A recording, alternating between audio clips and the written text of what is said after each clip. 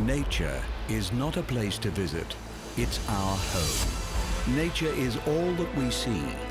Animals, insects, disappearing into their surroundings, using deceptions, disguises, lures. Nature is all that we hear. The call of an eagle, the hiss of ocean spray, the rumble of thunder, the doings of a cricket. The wonderful beauty of nature, the crucial, fragile affinity between animal life and their environment. All of this is World of the Wild.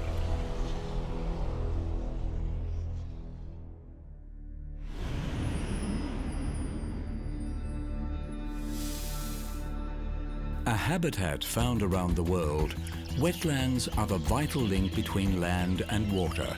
Swamps, mangroves, low-lying floodplains are all forms of wetland habitat.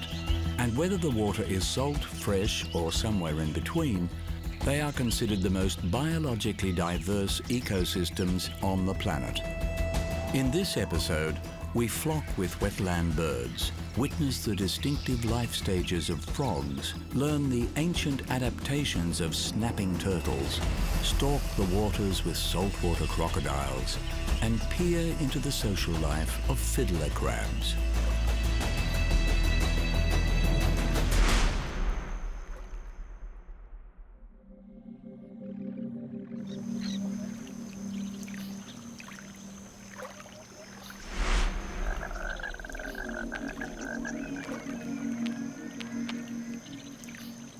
An indispensable component of the wetlands ecosystem, the vocal frog also provides this watery habitat with its characteristic soundscape. With nearly 5,000 species spread across every continent except Antarctica, these widely distributed amphibians are not limited to wetlands, but are at their most prolific within them, particularly in the tropics. Warty-skinned or not, there is actually no taxonomic difference between toads and frogs, and they all share the same life cycle. After breeding, frogs lay their eggs in a jelly-like substance in or near the water. Heavily predated upon by wetland snakes and wasps, the developing larvae can detect the vibrations of predators and hatch early to avoid being eaten. Typically in the space of just 24 hours, the tadpoles will metamorphosize into fully fledged frogs. Losing their gills and tail and sprouting 4 legs, they emerge on the surface at the end of the process, almost a different creature entirely.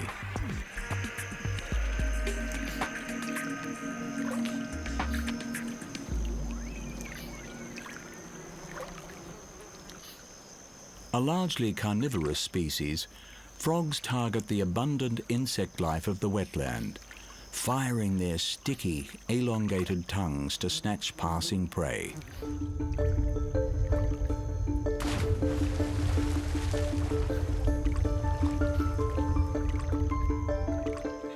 Excellent swimmers, frogs are also adapted to the terrestrial aspect of the wetland, with most species being proficient climbers.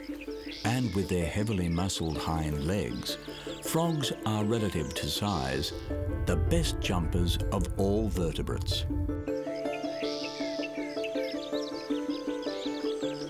Each frog call is unique to its species, and the primary purpose behind the croaking is to attract females. As such, it is generally only the males that croak, and many have developed vocal sacs under their throat to amplify the sound. With females drawn to intense low-frequency calls, some frogs can be heard over 1.5 kilometers away.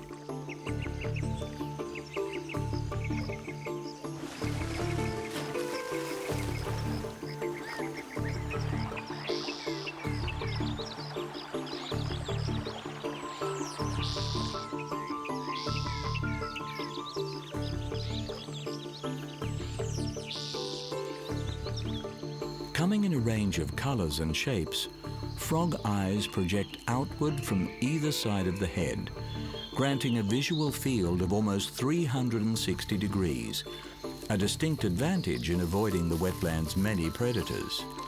A transparent third eyelid provides additional protection when swimming underwater. As amphibians, frogs are able to respire through their highly permeable skins. This adaptation allows them to breathe underwater, but also makes them susceptible to contamination from their environment.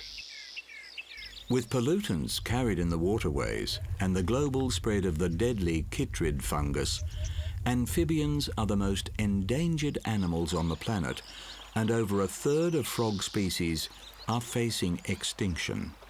Vital to the wetland ecosystem, if frogs are to be protected, the wetlands must remain pristine.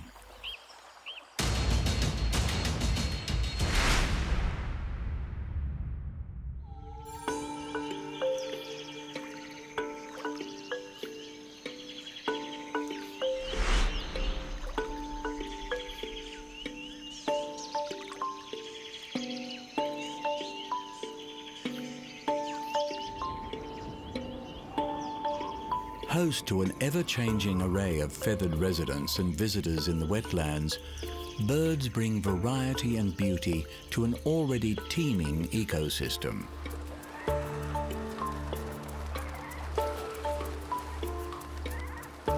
Beyond the influence of the seasons, the wetlands are shaped by the flow of water, and with tides, droughts and floods, this is an environment in a constant state of flux. Countless species of bird rely on this habitat for all or part of their lives, and in times of plenty, the wetlands are alive with birds in their hundreds of thousands.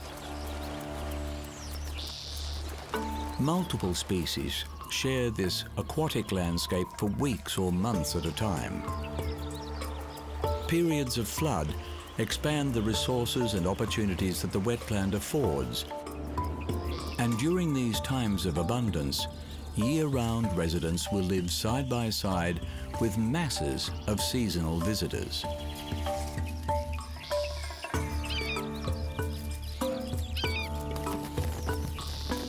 Wading birds exhibit a range of adaptations specialized to this habitat.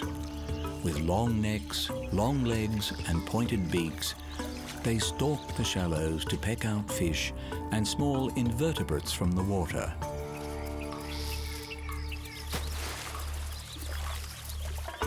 With short legs and broad bills, waterfowl float on the surface, using their web feet to paddle, and then submerge, feeding bottom up on the aquatic plants growing underwater.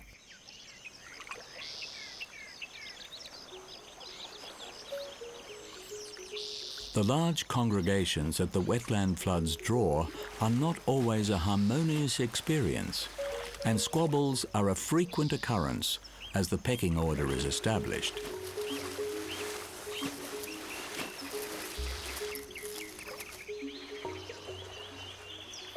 In the still waters of more tropical wetlands, water lilies thrive, and species such as long-toed lily trotters use these as a hunting surface over waters that would otherwise be beyond their reach.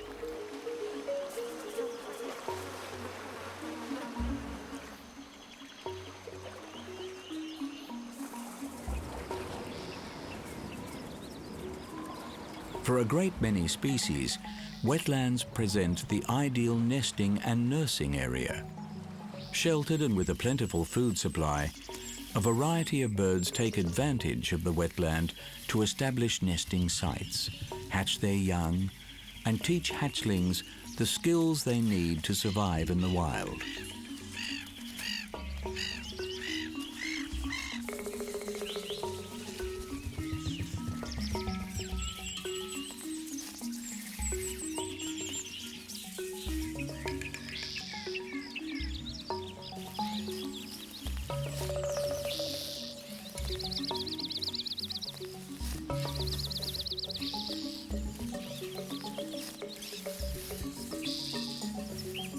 For the migratory species, they will eventually take to the wing once more, venturing from the relative security of the wetlands to the wider world beyond.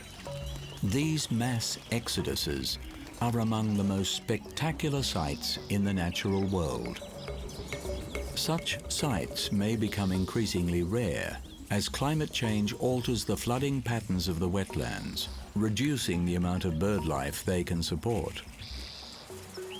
Careful management of the waterways that feed these systems is required to ensure that the waters continue to reach the wetlands and the abundance of bird life continues to flourish.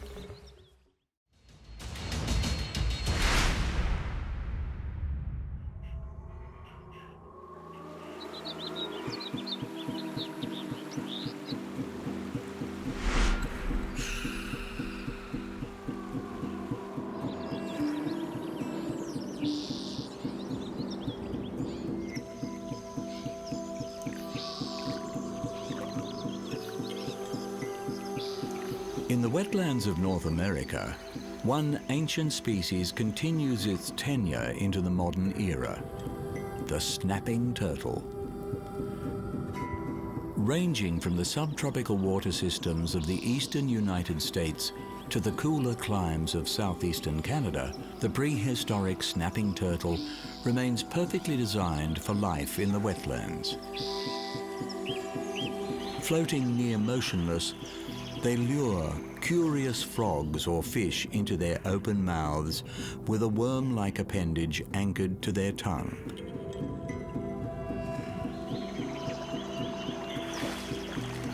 Before snapping their jaws shut on the hapless victim.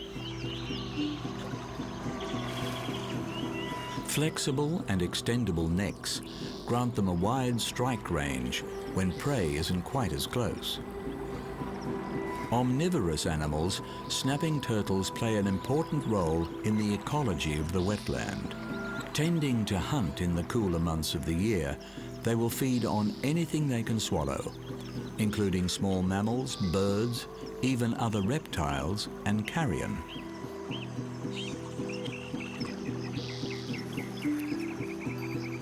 While bears and alligators offer potential threats, adult snapping turtles know few predators in the wild. The lifespan of this creature is poorly understood, but they are estimated to live up to 100 years in favorable conditions. Juvenile turtles are more vulnerable to wetland predators, such as waterbirds and snakes. With a preference for muddy, brackish water, when threatened, snapping turtles will swim for the bottom in order to bury themselves in the sediment. Most at home in the water, snapping turtles can travel extensively over land in search of new habitat or to find suitable nesting sites.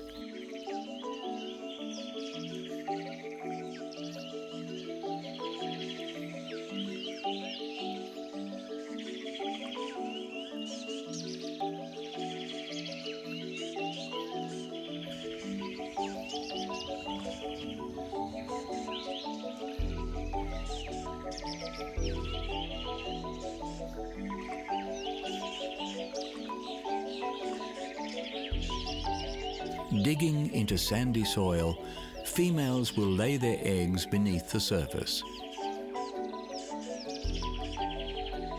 guiding each into place with her hind legs before covering the clutch and leaving them to fend for themselves.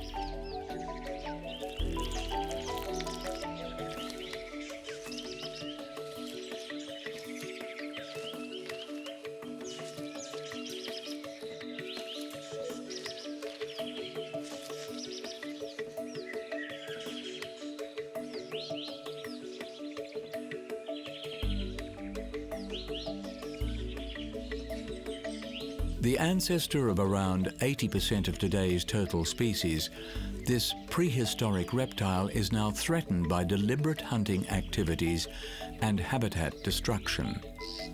A long-lived animal with slow reproduction rates, it will require a sustained effort to ensure this ancient creature from our past continues into our future.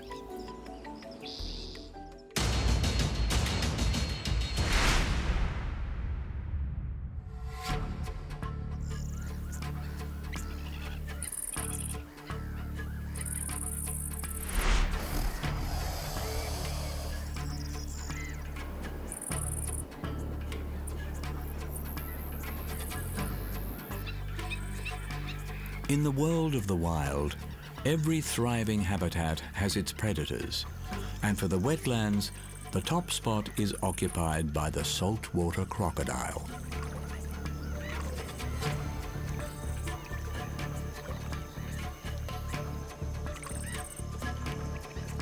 With a huge range from the east coast of India to northern Australia, this cold-blooded carnivore rules the mangroves, swamps, lagoons, and connecting waterways of its wetland habitat. The largest terrestrial predator in the world can grow to over 6 meters in length and weigh well over a ton. Their streamlined, muscular bodies are protected by a coat of thick skin embedded with bony plates. Short limbs end in clawed, webbed feet to aid in swimming, and broad snouts packed with sharp, peg-like teeth deliver the most powerful bite in the animal kingdom.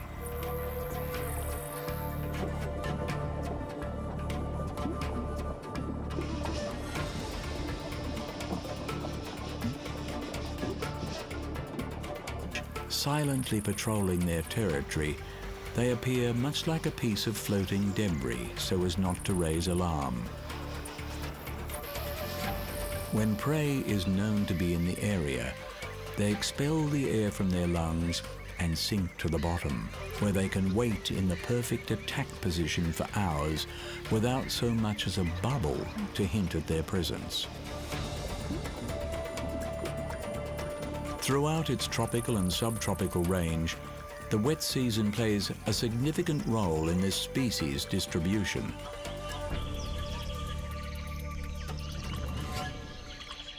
Fiercely territorial, male saltwater crocodiles fight to occupy the prime stretches of the waterways, with dominant crocs pushing juvenile males into more marginal areas. During periods of increased rainfall, sections of wetland that are normally cut off become connected, and these younger reptiles can find themselves in surprisingly confined habitats, where they may have to remain until the rains return. Mating occurs during the wet season, with females laying their eggs in a nest along the wetland shore. Guarded by both parents, the eggs will hatch around 80 days later, and the baby crocodiles emerge, their sex determined by the temperature in the nest.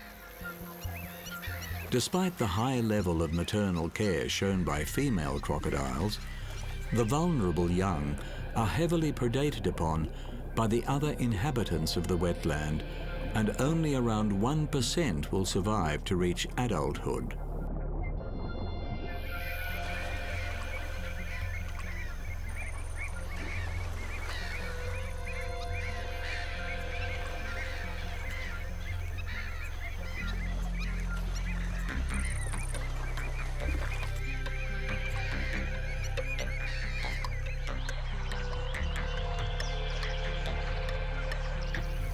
Long extinct in China and more recently through much of Southeast Asia, Australia remains a stronghold for the saltwater crocodile.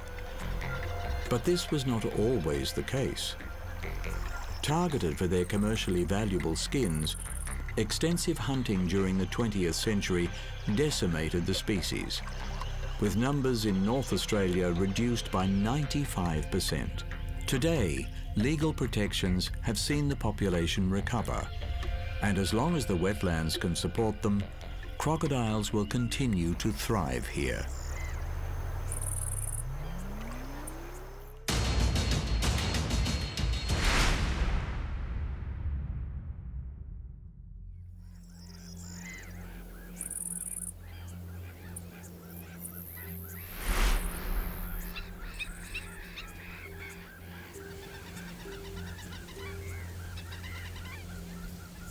Tides play a crucial role in the wetlands, providing an ever-shifting boundary between the water and the land. Within these ebbing and flowing boundaries, one charismatic species has carved out its niche, the fiddler crab. With around 100 species dispersed throughout the tropical wetlands of the world, this small, semi-terrestrial marine crab makes its home where few other creatures can, in the intertidal zone. This dynamic area of the wetland can be completely submerged for days before the waters recede to expose the mudflat as dry land. Living in burrows beneath the surface, when the tide is out, the crabs emerge en masse to make the most of their time above the waterline. Feeding, fighting and breeding in the viable window of opportunity before the tide comes in once more.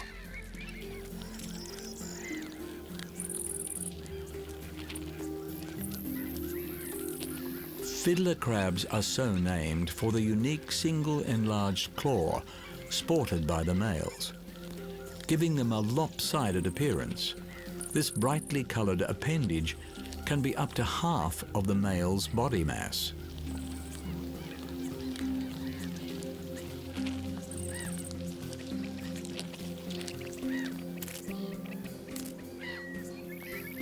When feeding and cleaning themselves with their more functional smaller claw, male fiddler crabs are thought to take on the motions of a violinist or fiddler at play.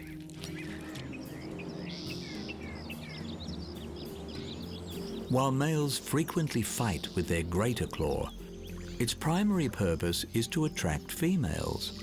Waving in a come hither motion, male fiddlers dedicate much of their time on the wetland surface to courting potential mates. In the small world of the fiddler crab, size matters, and males with larger claws attract more females to visit their burrows, where the female may choose to mate and move in.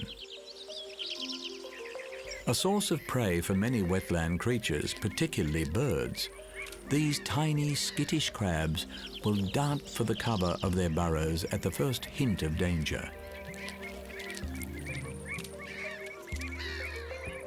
For those that are injured in an attack, they have the ability to regenerate lost limbs. Even the male's enlarged claw can be completely regrown.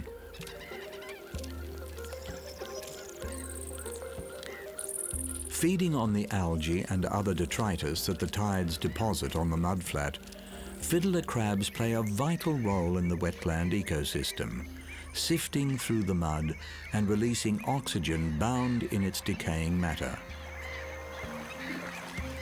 For those species that have their burrows in the higher reaches of the mudflat, their home is covered by the tide less often, granting them more time on the surface but with less replenishment of their food source.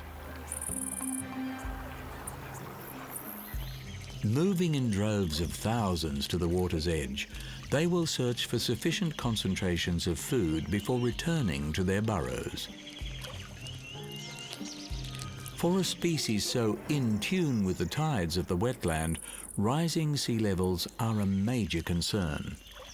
With areas that were once intertidal becoming permanently submerged, populations of fiddler crabs are moving higher into the wetland, inhabiting less familiar and less suitable terrain. Specialized to life in such a niche habitat, fiddler crabs are perhaps the most vulnerable species to environmental change within the wetland. Wetlands support high concentrations of diverse animal species. In this episode, we have seen a snapshot of the varied wildlife present here, with frogs, wetland birds, snapping turtles, saltwater crocodiles, and fiddler crabs. But wetlands are also an environment in peril, viewed as being more valuable for their water and undeveloped land than the ecological service they provide.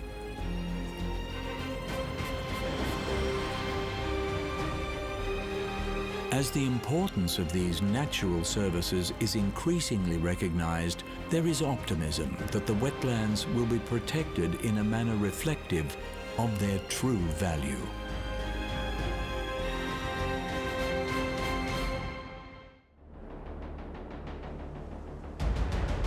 Nature is not a place to visit, it's our home. Nature is all that we see. Animals, insects, disappearing into their surroundings, using deceptions, disguises, lures. Nature is all that we hear.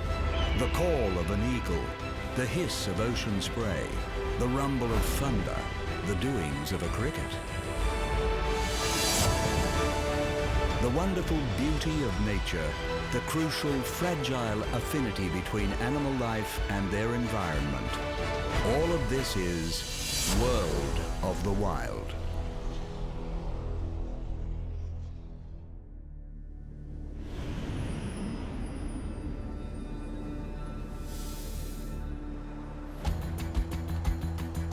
Deserts.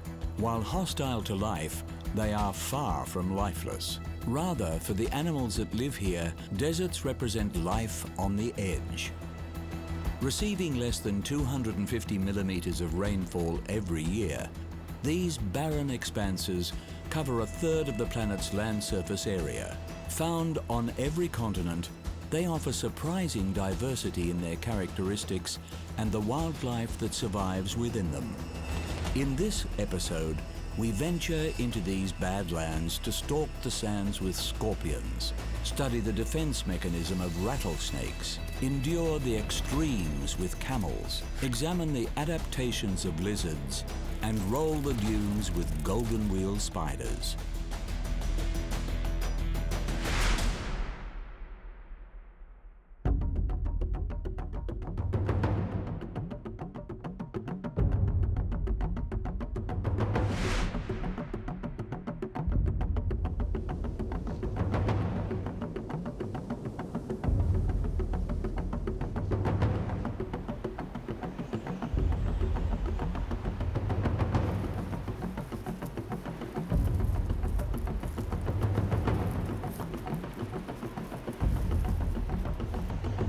With its ancestors predating the dinosaurs, the resilient scorpion has been on the planet for over 400 million years and is nothing if not a survivor.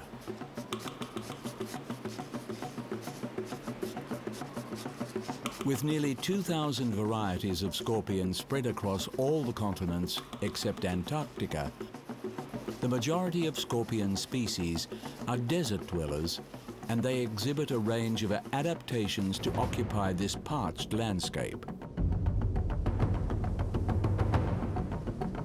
Nocturnal animals, scorpions are rarely encountered on the surface during the day.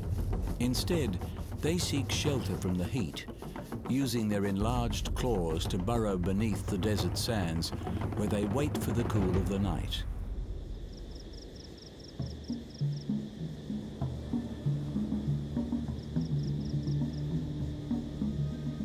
The lower temperatures of the desert night accommodate the scorpion's active hunting style.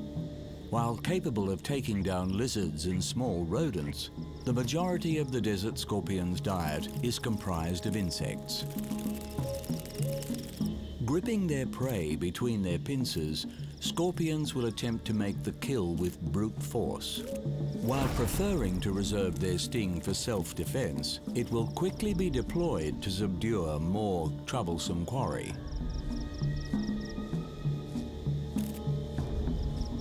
Coated in sensitive brown hairs for the detection of prey through ground and air vibrations, the scorpion's tail ends in their distinctive bulbous sting, packed with neurotoxic venom.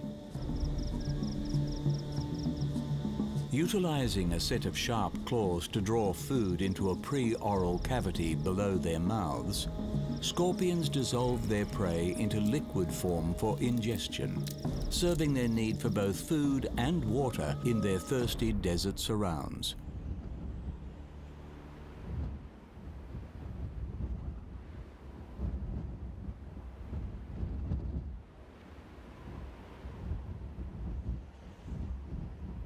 Hatching their eggs internally, female scorpions give birth to live young. Brood sizes range from 2 to 100, the exact number determined by a range of environmental factors that remain unknown to science. Carried on their mother's back, the young will remain dependent on her until the first shedding of their skin.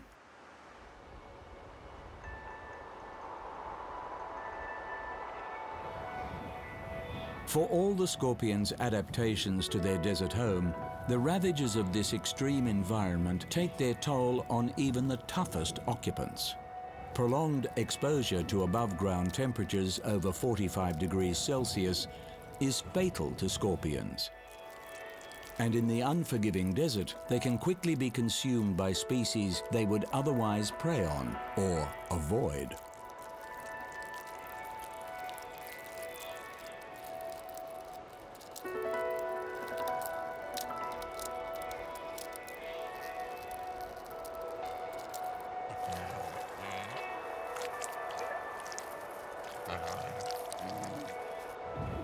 For the scorpions that manage to survive in the harsh world of the desert, it is precisely these hardships that protect their future. While scorpion species around the world face the threats of habitat loss and the widespread usage of pesticides, desert species are largely shielded from the presence of man and the dangers that he brings, allowing these armored warriors to continue as they have for countless millennia.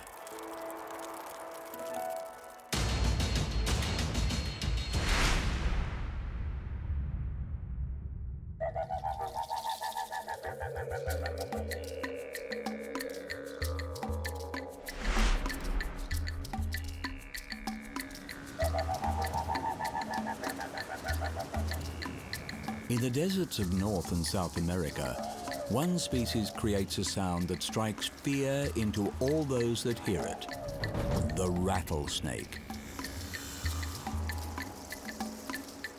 There are around 30 species of rattlesnakes found across a range of habitat, with a strong preference for the sands and rocky hills of America's desert regions.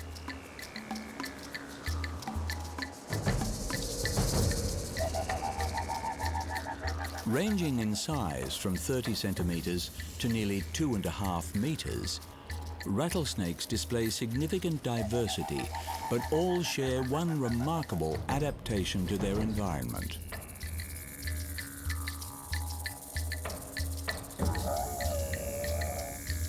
Used as a warning to deter the other predators of the desert, the rattlesnake's rattle is composed of a series of hollow, amplifying tail segments. With the contraction of super-fast shaker muscles, these segments vibrate against one another to produce the distinctively threatening noise. The tough, scaly hide of rattlesnakes affords protection not only against the birds and coyotes that prey on them in the desert, but also from dehydration, with the overlapping scales preventing moisture loss through their skin. Elliptical, cat-like pupils provide enhanced vision in dim light, a useful advantage when hunting in the desert's more agreeable nighttime temperatures.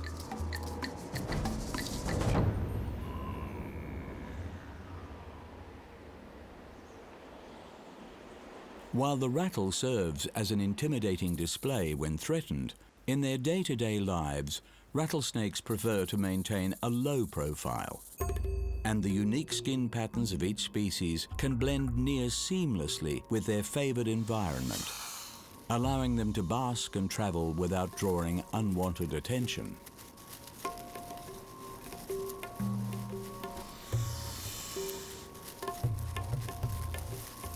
Lacking outer ears, rattlesnakes rely on vibrations to detect sound. As such, they are effectively deaf to the sound of their own rattle, meaning that this sophisticated warning system is designed specifically for use against other species. Although able to hunt during the day, in the desert rattlesnakes are more active during the night and rely heavily on their keen sense of smell to seek out quarry. Using their nostrils and their flickering tongue to detect chemical signatures in the air, the snake will take up a strategic position and wait for prey to venture into its range. A quick strike and an equally fast-acting venom dispatches the victim before it is swallowed head first.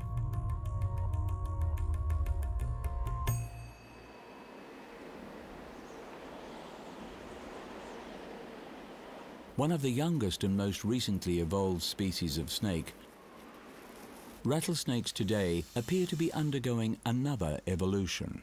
With their traditional range encroached upon by the spread of humanity, certain species are now listed as endangered in many US states. This selective pressure from humans appears to have resulted in the phenomenon of rattlesnakes that do not rattle. With non-rattling snakes avoiding detection, they are surviving to produce non-rattling offspring, offering these quiet varieties the chance to remain, for now, in their increasingly populated habitat.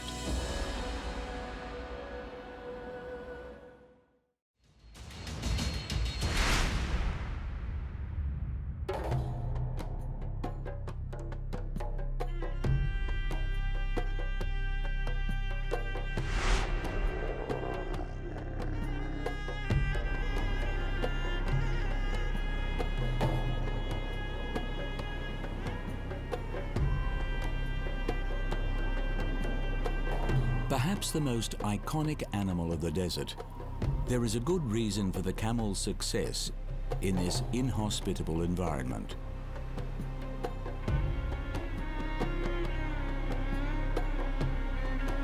The camel's history is inextricably connected with the vast waterless expanse of the desert and with mankind.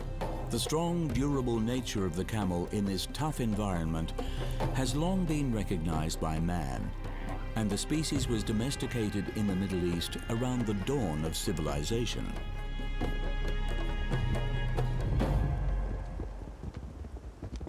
Divided into one-humped and two-humped varieties, today the Bactrian camels of Asia's Gobi Desert are considered the only true wild camels that remain genetically pure.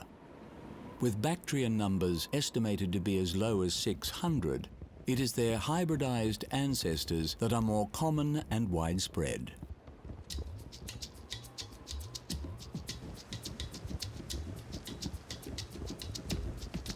So perfectly attuned to desert life, they are able to thrive in any arid environment, and thanks to man, have spread to desert systems around the world.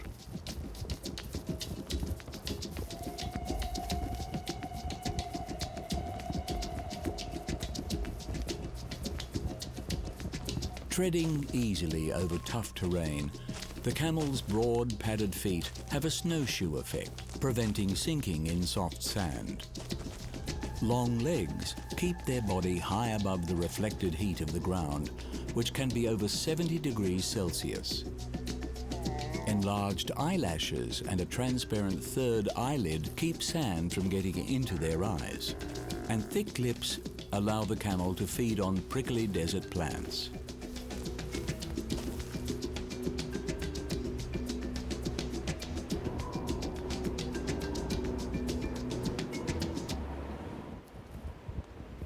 Traveling in herds led by a dominant male, camels are famed for their resilience to the incredible hardships of the desert. Able to go for more than a week without water and months without food, their feats of endurance are thanks to their most distinctive adaptation, their hump. Rather than directly storing water, the hump is a store of fat, and the reason behind its unique shape is to minimize heat retention. Were the camel's fat to be evenly distributed around its body, the insulating effect would be fatal in the desert heat. The exposed environment of the desert is prone to some of the most extreme temperature fluctuations on the planet. Scorching during the day when the sun sets, the desert cools rapidly and can drop below freezing overnight.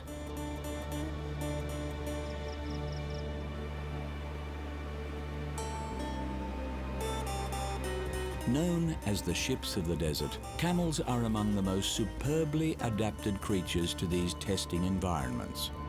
But while hybrid camels thrive in deserts around the world, their common ancestor, the Bactrian camel, is classed as critically endangered.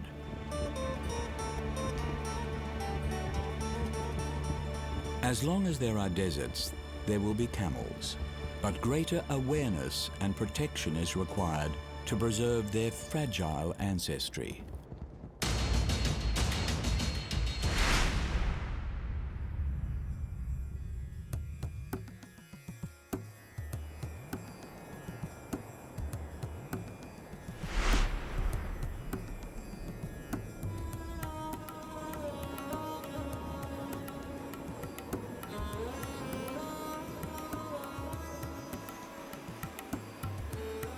Hot environments present a niche habitat for the cold-blooded, and the world over deserts are the domain of lizards.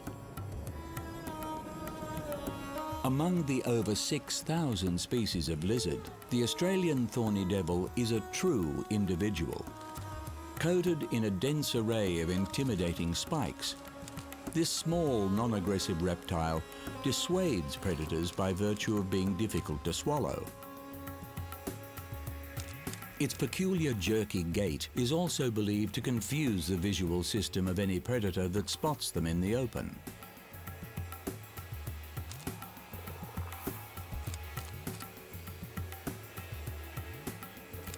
More than self-defense, the thorny lizard's distinctive coat offers a resourceful adaptation to the arid desert.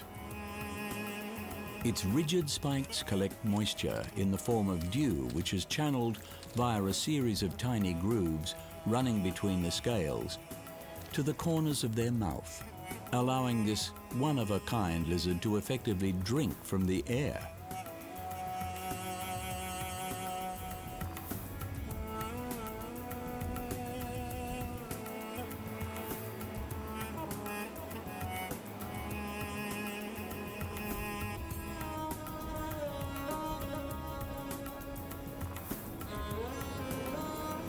Found predominantly in North America, horned lizards have been subsisting in the deserts since prehistoric times. Beyond their specializations for life in these arid zones, horned lizards display a range of adaptations to prey on a specific food source that has also endured since the age of dinosaurs. Harvester ants are an abundant insect species in the deserts of the New World. Although easy to catch, they provide little nutritional value and carry the most toxic venom of the insect world. For these reasons, they know only one predator in the wild, the horned lizard.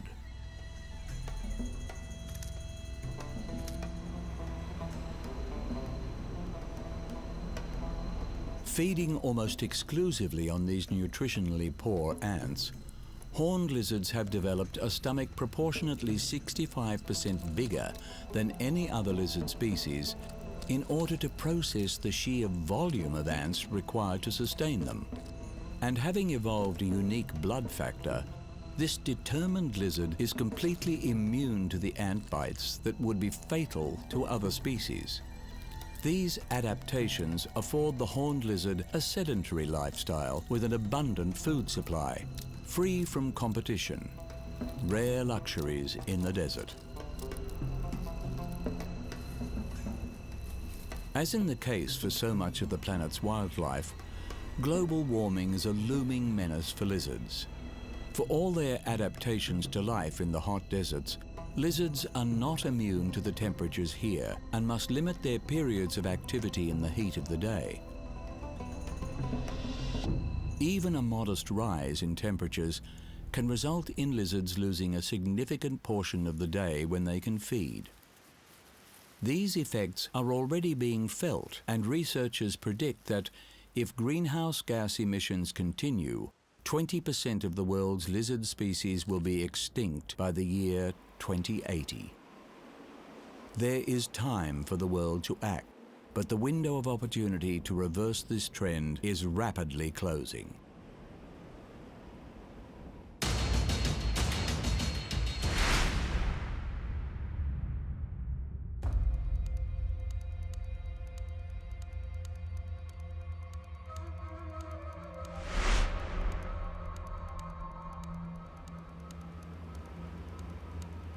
In South Africa's Namib Desert, one creature has developed a unique adaptation that aids not only in self-defense, but also in transport.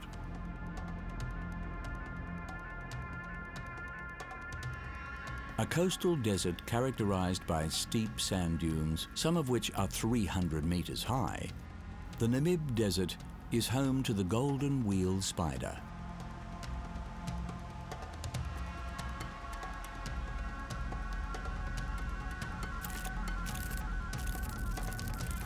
Tucking its body into a tight ball, the golden wheel spider is famous for its habit of wheeling itself down the sand dunes of its desert home. This remarkable behavior is unique to this species and employed as a defense mechanism when the spider feels threatened. By utilizing the sharp drop of the soft desert dunes, it can tumble over 40 turns per second, enabling it to make a speedy escape from danger. A highly efficient mode of travel beyond self-defense, the golden wheel spider has been known to employ the tumbling technique when the sands are too hot to walk upon. Careening down the dunes at speeds of 1 meter per second, this acrobatic arachnid covers good ground with little time and even less energy expenditure.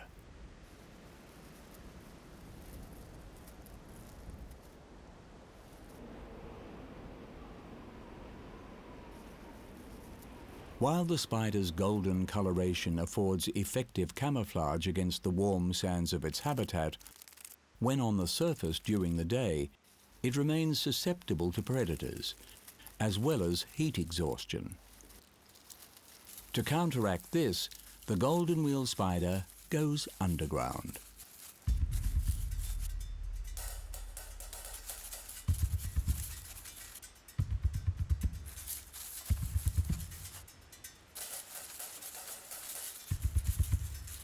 Just 20 millimeters in size, this tiny spider is an efficient excavator and can shift up to 80,000 times its body weight in sand as it digs its burrow.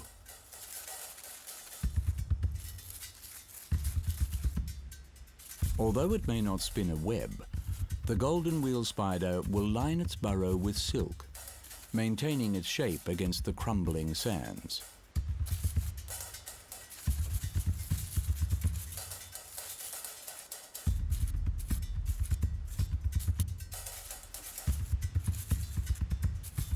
The burrows are dug deep in defense against the spider's most common predator, the pompilid wasp. With shallow diggings insufficient to avoid attack from this persistent aerial hunter, the spiders must dig half a meter down to ensure their safety.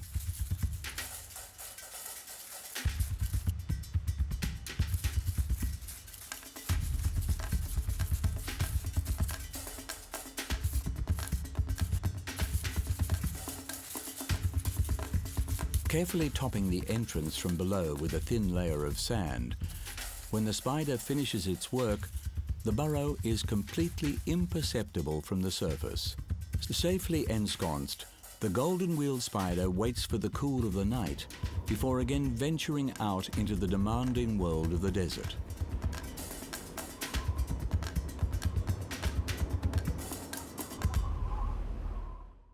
Hostile to man, deserts are in many ways self-protected wildernesses where only the most hardy can survive. In this episode, we have seen stinging scorpions, boisterous rattlesnakes, durable camels, expertly adapted lizards, and tumbling golden wheel spiders.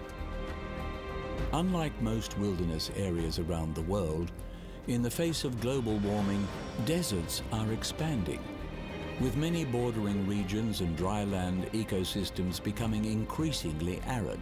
While desertification is a great challenge to humanity, for existing deserts, rising temperatures can push life beyond its limits.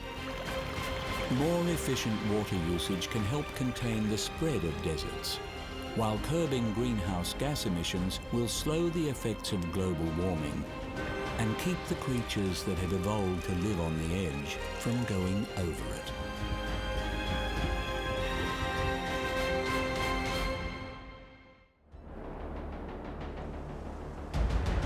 Nature is not a place to visit, it's our home. Nature is all that we see. Animals, insects, disappearing into their surroundings, using deceptions, disguises, lures. Nature is all that we hear. The call of an eagle, the hiss of ocean spray, the rumble of thunder, the doings of a cricket.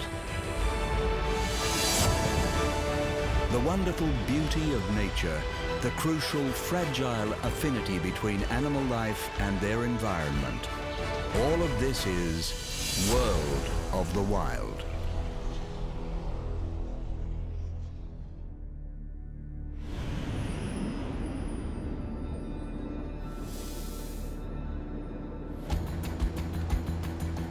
Connecting every environment on Earth, few animals other than birds have evolved to inhabit the endless skies of our planet. And it is flight that stands alone as one of the most inspired and inspiring adaptations possessed by any living creature. While not bound to the Earth, birds of flight are nonetheless connected to it, and their behaviors and adaptations for life on the wing are shaped in no small measure by the environments they favor on the ground.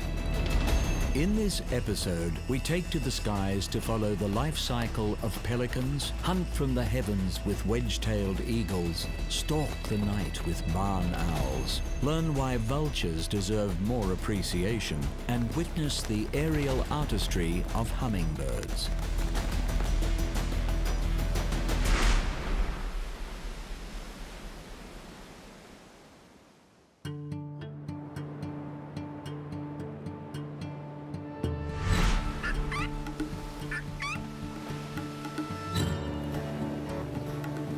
More closely associated with the water than the sky, pelicans are among the heaviest of the flying birds, making their aerial feats all the more remarkable. With 8 species spread around the world, pelicans range from tropical to temperate climates and are found on every continent except Antarctica. On the wing, these solid, long-billed birds are capable of traveling hundreds of kilometers a day, but prefer to congregate around inland and coastal waters.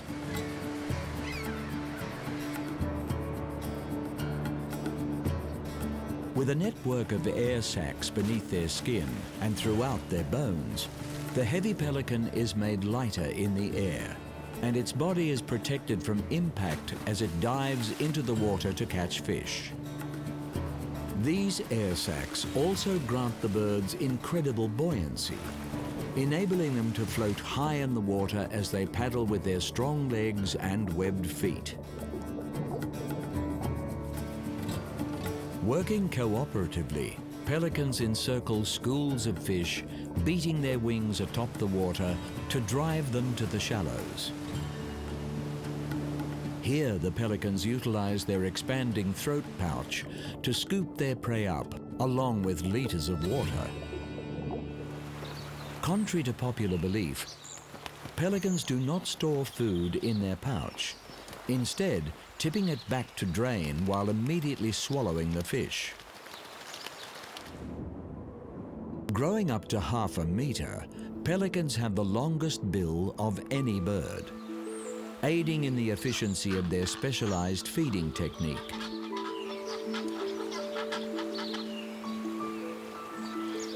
For all their adaptations to the water, pelicans remain expertly designed for the air.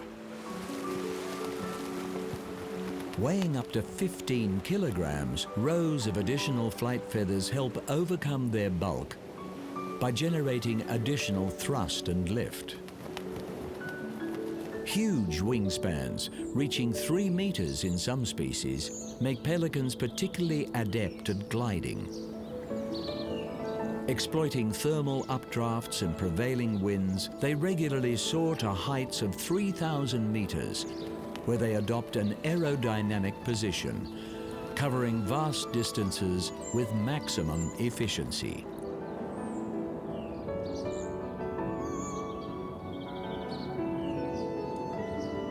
Although able to commute hundreds of kilometers, pelican nesting sites are selected within close proximity to an abundant food source. Forming monogamous pairs for the season, males will gather nest-building materials and, depending on the species, simple nests are constructed in trees or on the ground. Incubation of the eggs is shared by the parents, and around a month later, the hatchlings emerge.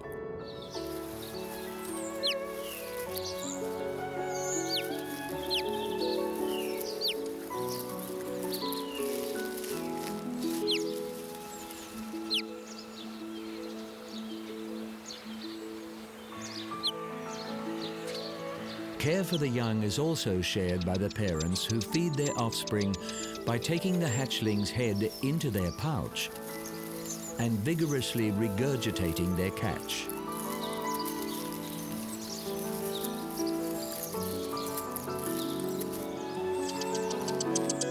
Adversely affected by diminishing fish stocks, pelicans are particularly susceptible to entanglement in floating debris, often with fatal consequences.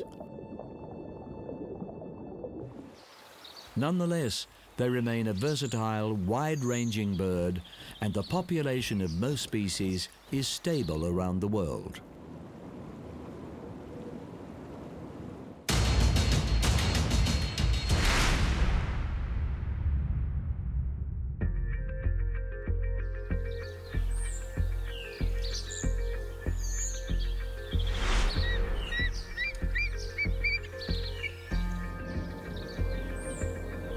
Of all the birds of prey, the largest and most powerful are eagles. With 60 species around the world, in the southern hemisphere, it is the wedge-tailed eagle that rules the skies.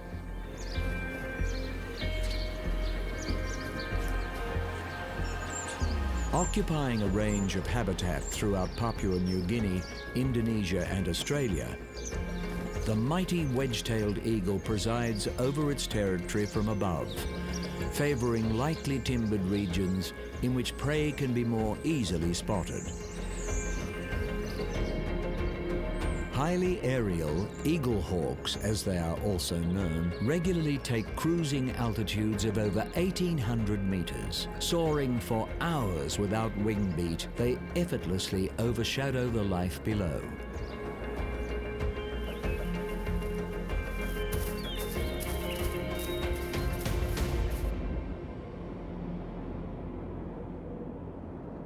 By eagle standards, at around 5 kilograms, wedge-tails are lightly built, but their elongated proportions place them among the largest eagles in the world. Over 1 meter long and with a commanding wingspan of 2.8 meters, wedge-tails are perfectly designed airborne hunters. Sharp talons immobilize prey with a grip strength thought to be 10 times that of the human hand. A strong hooked beak is used in ripping flesh away from bone. And outsized eyes provide what is believed to be among the sharpest vision in the animal kingdom. The eagle hawk's choice of prey is based largely on convenience, and they have a wide diet featuring mammals, reptiles, even other birds of carrion. In Australia, the introduced rabbit is frequently on the wedge-tail's menu.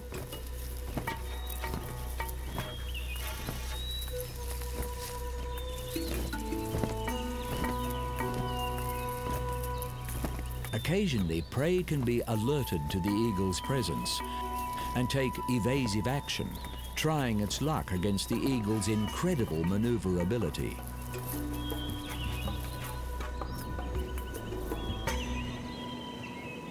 Perching high in trees or other exposed lookout sites, the eagle rests from its hunt while keeping a constant vigil for the next opportunity.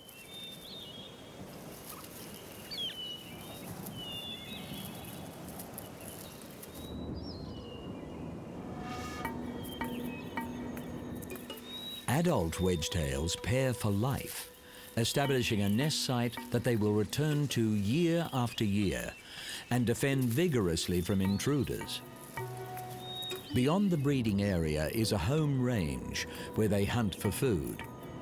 Extending to 100 square kilometers, the home range is not defended as actively as their nesting site, but ownership is displayed in the air through high-altitude gliding flights. While once the subject of bounties due to the belief that they targeted livestock, wedge-tailed eagles have in some ways benefited from human activity.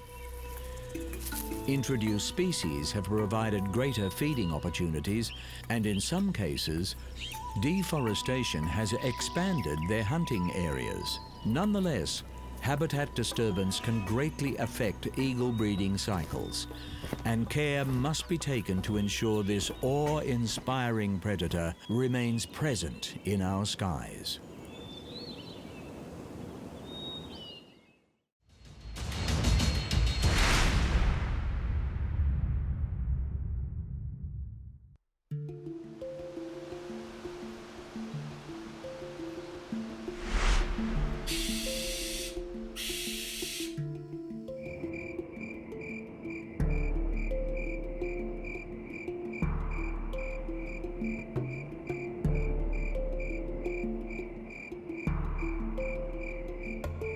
Designed for stealth, the barn owl's adaptations have proved successful in so many habitats that it is one of the most widespread bird species on the planet. Hunting under the cover of darkness, few predators, winged or otherwise, are as well equipped as the barn owl. Chief among its assets is a highly attuned sense of hearing, with even the faintest noise directed to their ears via their flat radar dish face. Known as ghost owls for their eerily slow, silent flight, tiny serrations on their feathers along with soft plumage serve to break the flow of air over their wings and body, reducing disturbance as they move through the sky. Thus, the barn owl can listen as they fly, adjusting their path according to the movements of their prey, which remains unaware of the owl's soundless presence. Utilizing branches or other elevated positions to scan their surroundings, barn owls favor ground-based prey, with rodents a particular favorite. Rustling through ground cover or even moving beneath snowfall, little escapes this bird's auditory senses. Employing its long, broad wings for precise maneuverability, the owl descends upon its target, opening its slender, elongated talons to cover a wide surface area and seize hold of its quarry.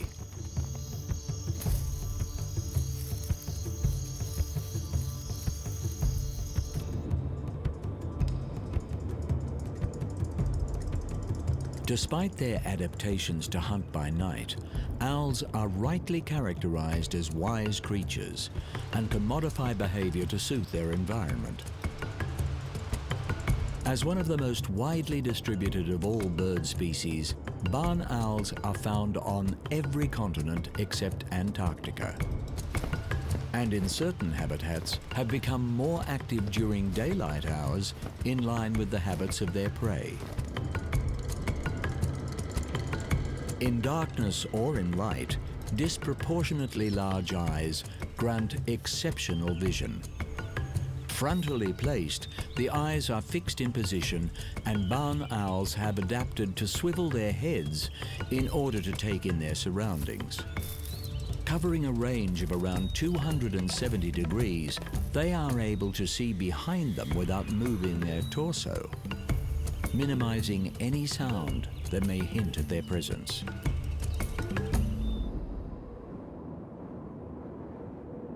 Favouring open country, these birds have benefited from agricultural expansion, proportionally consuming more rodents than just about any other animal. Nest sites are often encouraged within farmland as a means of natural pest control. While toxins such as rat poison are harmful to barn owl populations, the future of this surprisingly versatile bird appears assured around the world.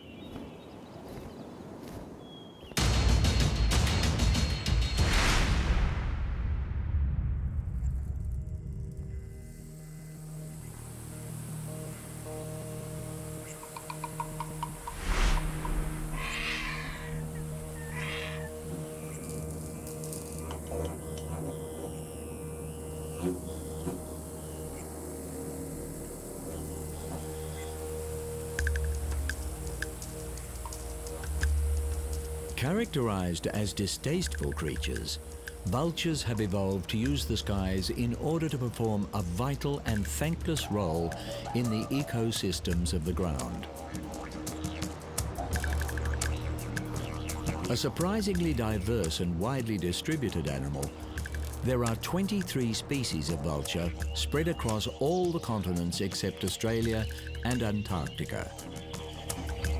Scanning the horizon from their perches, or soaring to incredible heights to cover vast territories, these scavengers of the sky employ incredible senses of sight and smell to detect dead animals from kilometers away.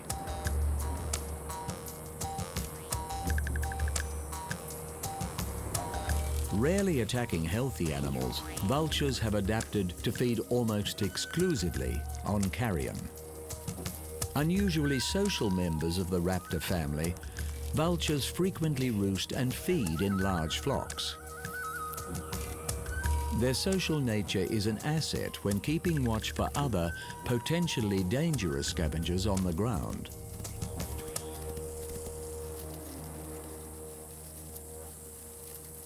However, ground-based scavengers often provide unwitting assistance to vultures.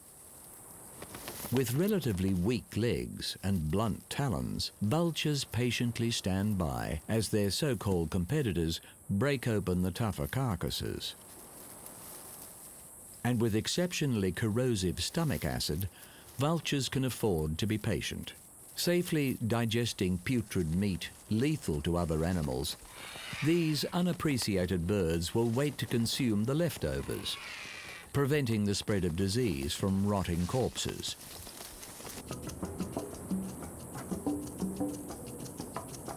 Known as the undertakers of the bird world, vultures have evolved to use the skies to keep watch for sick or vulnerable animals. While feathers are vital to flight, and thus locating food, they can be a hindrance to a scavenger's diet.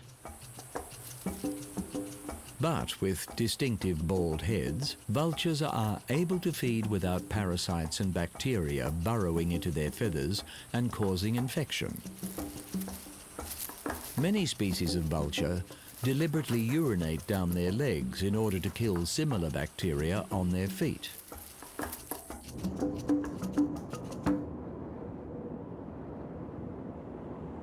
Recent research has indicated that vultures' bare-skinned heads also plays a part in thermoregulation, with the birds opening their wings and stretching their necks to remove excess heat in hot climates, and hunching their bodies and tucking their heads to conserve heat in the cold. This ability to control body temperature is a significant factor in the wide distribution of vultures around the world.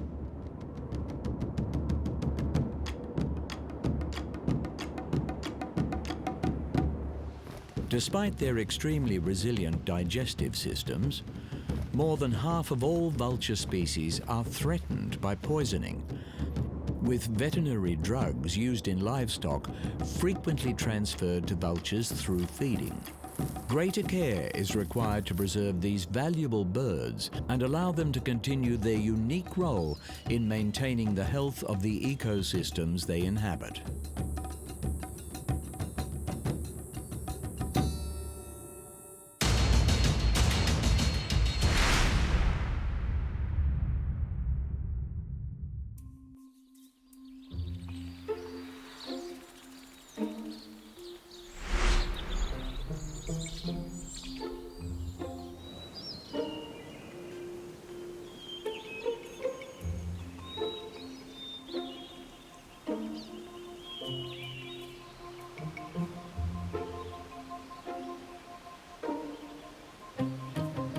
Taking the adaptation of flight to levels of artistry is the most acrobatic of bird species, the hummingbird.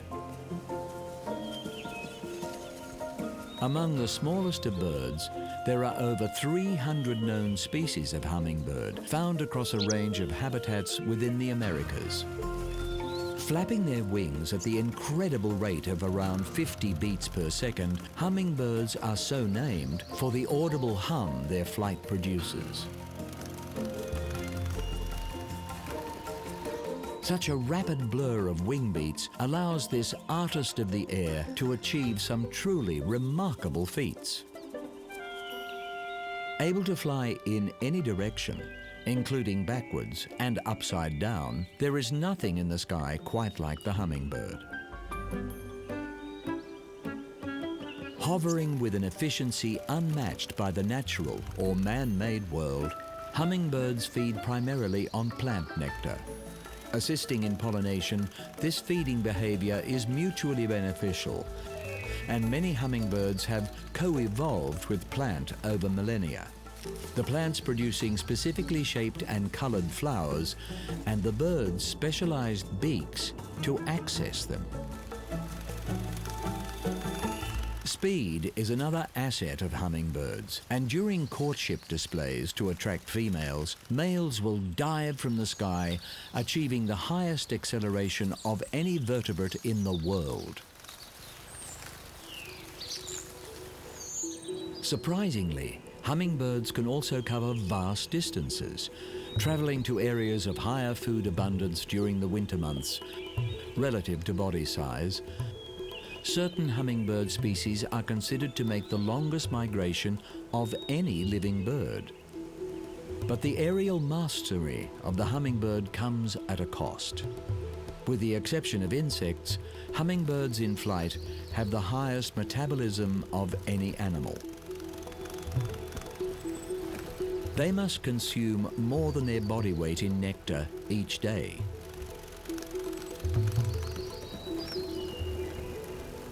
Feeding is not without risk, and hummingbirds are vulnerable to predators as they visit hundreds of flowers to maintain their energy levels. But with the largest proportional brains in the bird kingdom, hummingbirds keep track of every flower they visit, calculating when the nectar supply will be replenished.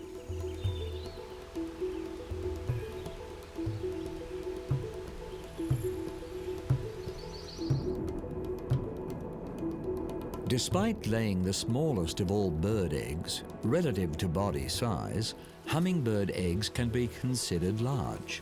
Frequently using spider silk to bind their nest, these constructions are able to expand as the chicks grow in size.